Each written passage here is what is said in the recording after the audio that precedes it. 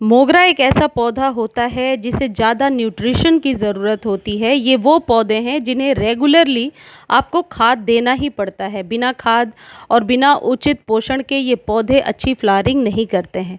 मोगरा सालों भर फ्लावरिंग करने वाला पौधा है। वैसे नवंबर और दिसंबर के महीने में डोरमेंसी में होता है, लेकिन जनवरी के बाद से फिर इसमें नए नए फुटाव होने लगते हैं। मोगरा को ज़्यादा कैल्शियम की ज़रूरत होती है, ज़्यादा नाइट्रोजन की ज़रूरत होती है। मोगरा पर अच्छी फ्लावरिंग किस तरीके से ले सकते हैं, किस तरीके से पत्तियों को ज़्यादा स्वस्थ बना सकते हैं, आज के वीडियो में मैं आपको बताने वाली हूँ। दो ऐसे घरेलू टिप जिससे आपके मोगरा के पौधे के हर ब्रांच पर, हर स्टेम पर आप देखोगे कलियाँ बन जाएंगी। मेरे मोगरा के पौधे में लगातार बार बार फ्लावरिंग होती रहती है। इसके लिए ज़रूरी केयर टिप्स क्या है? सबसे पहला केयर टिप ये है प्रूनिंग। प्रूनिंग यानी कि सॉफ्ट, जो आप कह सकते हैं कटाई छटाई होती है। जैसे जब कभी भी फ्लावरिंग हो जाए तो फ्लावरिंग के बाद 2 या 3 दिनों के बाद जब वह फूल ड्राई हो जाए तो उसके जस्ट 2 इंच नीचे से आप उस स्टेम को कट कर दीजिए।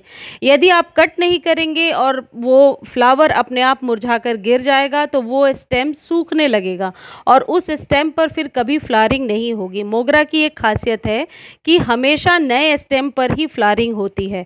तो इसका एक बेस्ट तरीका होता है सॉफ्ट प्रूनिंग। हर फ्लावरिंग के बाद आपको प्रूनिंग करनी होती है। आने वाले समय में यानी रेनी सीजन में जब बरसात का पानी आपके गमले में जाने लगेगा तो आप इसकी डीप प्रूनिंग भी कर सकते हैं। डीप प्रूनिंग में पौधे को शेप दिया जा सकता है। जैसे मेरा पौधा काफ़ी लंबा हो रहा है तो इसे घना बनाने के लिए बरसातों के समय मैं इसे चाहूँ तो एक शेप में कट कर सकती हूँ।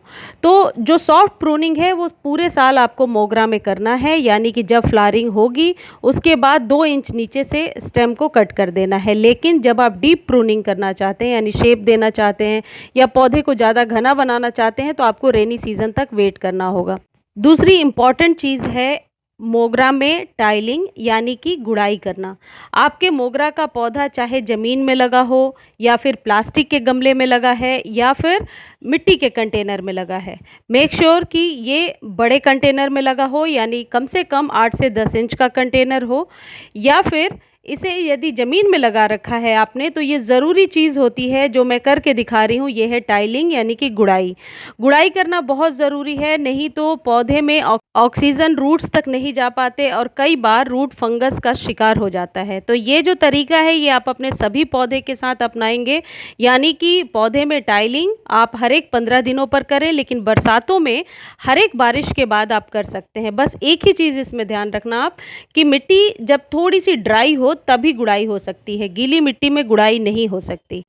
अब जहाँ तक सॉइल का सवाल है, सॉइल हमेशा मॉइस्ट होना चाहिए, यानी गमले की जो मिट्टी है वह हमेशा मॉइस्ट रहे, इस बात का विशेष ध्यान रखें। अब मोगरा को किस तरीके के खाद से हम फीड कर सकते हैं? देखिए, जितने भी वाइट फ्लावर्स होते हैं उन्हें कैल्शियम की ज़्यादा ज़रूरत होती है और मेरे हाथ में जो चीज़ आप देख रहे हैं ये है चॉक। ये वही चॉक है जो स्लेट पर लिखी जाती है, जिससे बच्चे लिखाई करते हैं, ये वही चॉक है।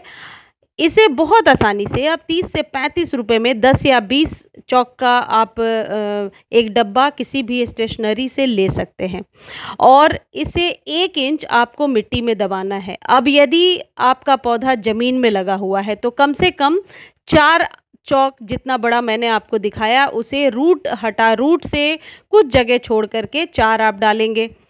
यदि आपके पास ये चॉक अवेलेबल नहीं है और चूना है या पान के दुकान से इजीली आप चूना ले पा रहे हैं तो 1 चम्मच भर के चूना आप दे दीजिए। यदि मिट्टी में आपका मोगरा का पौधा लगा हुआ है तो फिर इसी तरीके से गुड़ाई करके चूना दे देंगे। अगला जो फर्टिलाइज़र है, जो बहुत इंपॉर्टेंट फर्टिलाइज़र है, और ये है ड्राई टी लीव्स। ये यूज़ टी लीव्स है, इन्हें धो करके सुखा लिया है मैंने। इसे भर के 2 चम्मच मैं दे दूंगी। इसमें नाइट्रोजन की बहुत अच्छी मात्रा होती है जिससे रूट्स को तो मजबूती मिलती ही है, साथ ही साथ हरे हरे पत्ते और स्टेम को लेने में ये बहुत हद तक मदद करता है। इस जगह पे आप फ्रेश टी लीफ भी ले सकते हैं, लेकिन यूज़ टी लीफ डस्टबिन में डालने के बजाय बहुत अच्छा है कि आप उसे धो लीजिए, सुखा लीजिए और उसे अपने पौधे में इस्तेमाल करना शुरू कीजिए। इससे मिट्टी की उपजाऊ क्षमता तो बढ़ती ही है, देखिए स्टेम काफ़ी मोटे होते हैं और इसके बहुत सारे फ़ायदे हैं। डिटेल में कई बार मैं वीडियो डाल चुकी हूँ, सेपरेट वीडियो इस पर। तो ये यूज़ टी लीफ और ये कैल्शियम 2 चीज़ का इस्तेमाल करें, ऊपर से वाटरिंग कर दें। मिट्टी को सॉइल जो है उसको मॉइस्ट बनाकर रखने के लिए आप उचित यदि खाद पानी इसमें डालते हैं तो आपकी मिट्टी जो है मॉइस्ट रहेगी, ड्राई नहीं होगी। ड्राई मिट्टी में कभी भी फ्लावरिंग अच्छी नहीं होगी और यदि कलियां बनेंगी भी तो कलियां झड़ने लगेंगी या फिर नीचे से मुरझाई हुई सी होंगी। तो इस बात का स्पेशली मोगरा के लिए आप ध्यान रखें कि भले ही आप इसे फुल सनलाइट में रखें लेकिन मिट्टी को मॉइस्ट बनाकर रखें। और जब फ्लावरिंग एक बार शुरू हो जाती है, जैसे मेरे मोगरा में कलियां बहुत बन गई हैं और अब इसमें आज शाम शाम तक फूल खिलना शुरू हो जाएगा, तब इसे उठा करके आप हल्के सेमी शेड में रख दीजिए। क्योंकि धूप में ही यदि ये पौधे को आपने छोड़ दिया फ्लावरिंग के समय तो हो सकता है इसकी कलियां बहुत जल्दी झड़ने लगें, बहुत जल्दी फूल जो है पीले पड़ जाएं और गिरने लगें। तो ये एक इम्पॉर्टेंट टिप है जो मैं एक्सपीरियंस से अपने आपके साथ शेयर कर रही हूँ। इन ज़रूरी 6-7 टिप्स का यदि आप ध्यान रखेंगे तो आपके मोगरा में निश्चित तौर पर बहुत ही अच्छी फ्लावरिंग होने लगेगी।